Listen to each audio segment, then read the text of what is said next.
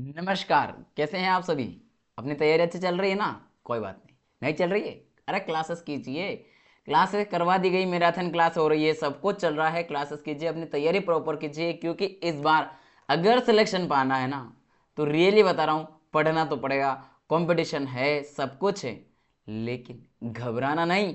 बस जितना आपका नोट्स है, जो आपको दिए गए हैं, बस वही पढ़िए, उसी को कंटिन्यू एक से अधिक बार रिवाइज कीजिए। निश्चित रूप से सिलेक्शन आपका ही होगा। आज की क्लास में हम शुरुआत करने जा रहे हैं बाल विवाह निषेध अधिनियम। बाल विवाह यानी कि हमारे भारत में बाल विवाह का प्रचलन काफी समय से चला आ रहा है, तो उसको रोकने के लिए बाल विवाह निषेध अधिनियम लाया गया है। बाल विवाह निषेध अधिनियम लाए गए हैं, जो कि बच्चों के विवाह को क्या कर रहा है, प्रतिबंधित कर रहा है। पहली बार जो आ रहा है वो है 1929 वाला, जो कि महत्वपूर्ण है। उसके स्थान पर आता है अंततः अंत में जो आज़ादी के बाद 2006 का, लेकिन बीच में 1978 में इसमें संशोधन भी किया जाता है। तो इन सभी पहलुओं का आज हम समझेंगे विस्तार पूर्वक। पेपर में निश्चित रूप से छपेगा यहां से क्वेश्चन 100%। अरे 100 छोड़िए, 200% गारंटी है ये प्रश्न इस क्लास में से जो करके जाओगे पेपर में लैंग्वेज भी मैच करेगी। तो आइए करते हैं, बाल विवाह को प्रतिबंधित करने का प्रयास करते हैं हम भी यहाँ पर। ठीक है, पहला जो लिखा आपके समक्ष, बाल विवाह में बाल विवाह निषेध अधिनियम कब पारित किया गया था? बाल विवाह निषेध अधिनियम पहली बार कब पारित किया गया? तो 1929 में पारित हुआ। यह पारित हुआ 1929 में, लेकिन लागू कब हुआ? लागू होता है ये 1930 में। कब होता है? 1930 में जाकर के लागू होता है। देखिए बेचारी ये लड़की जो है, अभी कैसे छोटी छोटी आंखें, कितनी छोटी है उम्र में, लेकिन क्या करें, बाल विवाह हो रहा है। इधर भी देखिए दोनों किस तरह से टिक टिक नजर टिकाए बाल विवाह को देख रहे हैं। अधिनियम का नाम, इसका नाम क्या रखा? बाल विवाह निरोधक अधिनियम। देखिएगा, निरोधक या निषेध, निरोधक या निषेध अधिनियम 1929 है। इसे एक नाम से और जानते हैं, और वह एक नाम क्या है? इसे शारदा अधिनियम के नाम से भी जानते हैं। किस नाम से? शारदा अधिनियम के नाम से भी इसको जाना जाता है, जाना जाता है। याद रखिएगा, शारदा अधिनियम के नाम से भी इसे जाना जाता है। चलिए, ये शारदा अधिनियम क्यों जाना जाता है शारदा के नाम से, तो इसका भी अभी आपको पता चल जाएगा कि इसका प्रायोजन, इसका जो प्रस्ताव है, इसकी जो मांग है, इसकी जो प्रस्ताव रखा गया, वह किसके द्वारा? इस उद्देश्य को हरविलास शारदा जी के द्वारा रखा गया था। और ये हरविलास जी के द्वारा जो रखा गया, इसलिए इनके नाम पर ही, इनके नाम पर ही इसे शारदा अधिनियम भी कहा जाता है। इनके नाम पर ही इसे शारदा अधिनियम, अधिनियम भी कहा जाता है, अधिनियम भी कहा जाता है। ठीक है, कहा जाता है, याद रखिएगा। उन्होंने बाल विवाह को रोकने के उद्देश्य से इस अधिनियम को क्या किया? प्रस्तावित किया था। यह जो प्रस्तावित किया, कब किया? 28 दिसंबर 1929 को imperial legislative council of India द्वारा इसको पारित कर दिया गया। किसको? कब पारित किया गया था इस अधिनियम को? बाल विवाह, बाल विवाह, विवाह निषेध, निषेध अधिनियम, अधिनियम, अधिनियम को कब पारित किया गया? तो पारित किया गया ये 28 दिसंबर, सॉरी 28 सितंबर, सितंबर 1929 को imperial legislative council of India के द्वारा इसको पारित किया गया। अब मेरी तरफ से यहाँ कुछ लिखा हुआ है स्मार्ट स्टडी अप्रोच की तरफ से, कि पहले पढ़ाई करिए, क्या करवाइए? पहले पढ़ाई करवाइए, फिर विदाई कीजिए। ऐसा नहीं कि आप पहले ही उसकी विदाई कर रहे हैं। बाल विवाह को निषेध किया गया है, स्टॉप चाइल्ड मैरिज। ठीक भाई, बढ़े आगे, चलिए आगे देखते हैं। लागू की बात करें, लागू कब हुआ है? तो ये जो है 1929 में तो बन चुका था कानून, कानून तो बन गया, कानून तो बन गया, लेकिन लागू होने में इसको 1 साल का इंतजार लगा लगभग। हालांकि सितंबर में ये बनकर के तैयार हुआ था, सितंबर में बना था, 28 सितंबर, मतलब लगभग सितंबर खत्म हो गया। और 1 अप्रैल 1930 को, 1 अप्रैल 1930 को ये पूरे भारत में लागू कर दिया गया और बाल विवाह को क्या कर दिया, रोक दिया गया। दोनों विवाह करना चाहते थे लेकिन अंततः इनको कानून के समक्ष खत्म कर दिया गया, बाल विवाह नहीं कर सकते हैं। विवाह की न्यूनतम आयु, तो यहां पर अब बाल विवाह का निर्धारण किया गया। अगर बाल विवाह का निर्धारण किया गया, विवाह का निर्धारण किया गया, तो भैया बाल विवाह कब से कब तक रखा गया, किस उम्र को बाल, उसके नीचे को बाल विवाह कहा गया। तो प्रारंभ में 14 वर्ष से कम उम्र की लड़की को, अगर 14 वर्ष से कम है, 14 वर्ष पूर्ण नहीं हुए हैं, तो वह क्या होगी, बालक होगी, और बाल है तो बाल विवाह का उल्लंघन होगा इस कानून के तहत। और लड़के के लिए कितनी रखी गई, 18 वर्ष रखी गई। कितनी, 18 वर्ष लड़के की उम्र रखी गई। ठीक है, यानी कि 14 वर्ष की लड़की और 18 वर्ष की लड़का क्या होगा, बालिक होगा। इस उम्र के बाद या इस उम्र के बच्चों का आप क्या कर सकते हैं, विवाह कर सकते हैं। अन्यथा इससे छोटे अगर बालक बालिका हैं तो वह बाल विवाह की उम्र में आएगा। तो 14 वर्ष और 18 वर्ष याद रखिएगा यहां पर। अभी इसमें बढ़ोतरी होगी, देखिएगा कैसे होगी। उद्देश्य क्या था इस कानून का, बाल विवाह जो कानून आया, तो बाल विवाह को रोकना मुख्य मकसद था और बच्चों के इसके दुष्परिणामों से बचाना। कैसे, अगर बाल विवाह होता है, तो उसमें वो जो लड़की है वो माँ बनती है। माँ जब बनती है तो वह कम उम्र में माँ बन जाती है, कम उम्र में माँ बनती है। और जब कम उम्र में माँ बनती है तो इसकी वजह से जो बच्चा होने वाला है, वो क्या होगा, कुपोषित बच्चा होगा। कुपोषित बच्चा होगा, या कोई ना कोई वह जेनेटिकल बीमारी वाला होगा, कोई ना कोई जेनेटिकली अनुवांशिक बीमारी रहेगी उसके अंदर। तो इसका मतलब साफ था कि इन बीमारियों को रोकने के लिए बाल विवाह को रोका जाए। ठीक, तो ये बाल विवाह का जो मंडप है इसको रोक दिया गया, इसको प्रतिबंधित किया, ये उद्देश्य रखा गया। क्लियर। आगे है संशोधन। इसमें जो 1930 का जो कानून लागू हुआ था, 1929 में जो आया था कानून, वह लागू हुआ 1930 में, और इसको आजादी मिली हमें। ये अंग्रेजों ने पारित किया था 1929 में, उस समय उनका कानून था, अंग्रेज शासन कर रहे थे। 1947 में हमें आजादी मिलती है और इसे ही हमें कंटिन्यू रखते हैं। इसी अधिनियम को हम क्या करते हैं, निरंतर रखते हैं। लेकिन एक समय के बाद फिर से मांग उठने लगती है, और मांग जैसे जैसे और तीव्र होती है, वह उग्र होने लग जाती है, आंदोलन बढ़ चढ़कर आंदोलन होते हैं। तब सरकार 1978 में, क्योंकि यहाँ पर जनगणना भी होती है, जनगणना जो होती है उसमें भी पता चलता है कि जनसंख्या क्या हो रही है, तीव्र गति से बढ़ रही है। और इसका एक कारण यह भी माना गया जनगणना में, जनसंख्या की बढ़ोतरी में, कि जो कम उम्र में जो लड़कों लड़कियों की शादी हो रही है, इसकी वजह से भी बच्चे ज्यादा जन्म ले रहे हैं। जिनको बच्चे 2 होना चाहिए उसके बजाय 4 से 5 बच्चे कर रहे हो, 4 से 5 बच्चे रख रहे हैं। तो भैया ये तो बाल विवाह का नेगेटिव रिजल्ट भी मिल रहा है। तो उन्होंने बोला कि बिल्कुल होना चाहिए, क्या संशोधन तो होना चाहिए। 1971 की जनगणना के बाद इस पे और मांग ज्यादा उठने लगी और सरकार की भी आंखें खुल चुकी थी कि भैया करना तो पड़ेगा कुछ, और करना पड़ेगा कुछ। तो फिर देखा जो 1929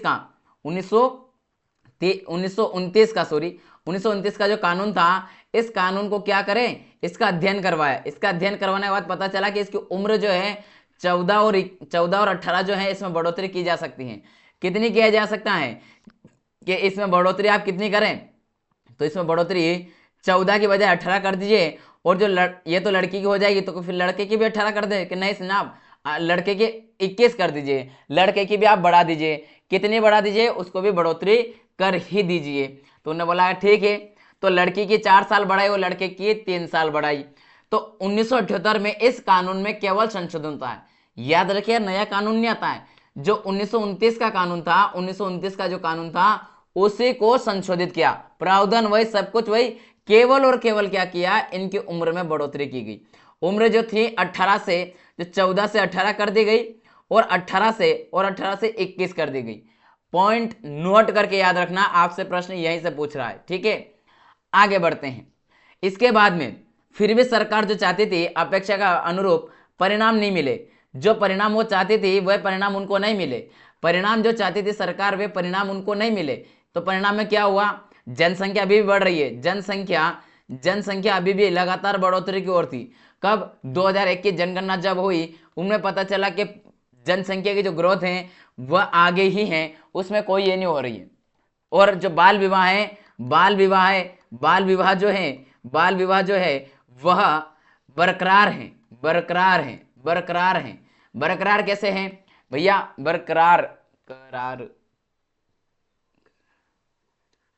कारक नहीं, बरकरार क्या है? आज भी वे बरकरार है। रुकिए जरा, इसको मैं सही से लिख देता हूं, 2 मिनट रुकिएगा। जो बाल विवाह है वह निरंतर चले आ रहे हैं, बरकरार रूप से चले आ रहे हैं, उनको रोकना बहुत आवश्यक है। तो बाल विवाह क्या अभी भी बरकरार हैं। और अगर ये बाल विवाह ऐसे ही चलते रहेंगे तो जो जनगणना, जो हमारी जनसंख्या जो है, उनकी जो ग्रोथ है वो भी और आगे चलती चली जाएगी। तो सरकार ने कहा कि क्या किया जाए, तो फिर इस पे वापस से विचार विमर्श किया गया, और विचार विमर्श करने के बाद ये कहा कि इस कानून को ही खत्म किया जाए, नया कानून लाया जाए, और उस कानून में कठोर प्रावधान लाए जाए, इनको सजा दी जाए, तब जाकर के लोग बाग मान सकते हैं। तो उन्होंने कहा ठीक है। तो भैया इस कानून का जब उल्लंघन हो रहा था, जो 1929 वाला था, 1929 वाला जो था, इसमें संशोधन हुआ 1978 में, लेकिन उनको जो लोग थे वे नहीं मान रहे थे और उल्लंघन किए जा रहे थे, क्योंकि इसमें जो प्रावधान थे दंड के वे कमजोर थे, हल्के थे। तो फिर सरकार ने बोला ठीक है, कानून लाया, बाल विवाह निषेध अधिनियम 2006 में एक कानून लाया गया। यह प्रस्ताव रखा गया संसद में रखा गया, लेकिन संसद में पारित होते होते 1 नवंबर 2007 आ गया। बाल विवाह अधिनियम क्या हो गया? पारित हो गया। कौन सा? 2006 वाला जो है, 2006 का अधिनियम है, ध्यान दीजिएगा, अधिनियम 2006 में रखा गया, लेकिन राष्ट्रपति के साइन होते मिलते तब तक, राष्ट्रपति के द्वारा पारित होने तक, मतलब लोकसभा, राज्यसभा और राष्ट्रपति, इन तीनों से प्रोसेस होते हुए, गुजरते हुए इसको लगभग 1 साल का इंतजार करना पड़ा, और 1 साल बाद अंततः ये क्या हो गया? पारित हो गया, और 1 नवंबर 2007 को इसको पारित कर दिया गया। तो यह बाल विवाह निरोधक अधिनियम 1929 को बाल विवाह निषेध अधिनियम ने प्रतिस्थापित कर दिया। नया कानून आ गया 2006 का, लेकिन लागू कब हो रहा है? ये 2007 में आकर के अंततः सामने आता है। बाल विवाह निषेध अधिनियम 2006 का मुख्य उद्देश्य क्या है? बाल विवाह पर पूरी तरह से रोक लगाना। पूर्णतः रोक क्यों लगाना? क्योंकि बाल विवाह अभी भी हो रहे हैं, और कठोर प्रावधान नहीं होने के कारण क्या हो रहा है? इनका मिसयूज हो रहा है। बाल विवाह के पीड़ितों को राहत प्रदान करना, जो बाल विवाह से पीड़ित बच्चे हैं उनको राहत दी जाए, और बाल विवाह को बढ़ावा देने वालों के लिए सख्त सजा का प्रावधान किया गया। उनको जेल का भी प्रावधान, प्लस जुर्माना अलग से। ये क्या हो गया? बाल विवाह के लिए सख्त कानून बना दिए गए। बाल विवाह निषेध अधिकारी की नियुक्ति की गई। अब इस कानून के द्वारा ऐसा नहीं कि केवल जो आपके पुलिस वाले हैं वही ये देखेंगे, नहीं जनाब, बाल विवाह के लिए एक कानून भी बनाया गया। एक कानून के तहत उसमें एक अधिकारी की पोस्ट भी बनाई गई, कि एक अधिकारी होगा जो बाल विवाह को क्या करेगा? देखरेख करेगा। बाल विवाह को रोकने के लिए बाल विवाह निषेध अधिकारी की नियुक्ति की गई, और इसका केवल और केवल काम ये होता है कि जहां भी बाल विवाह होते दिखाई दे उनको नियंत्रित किया जाए।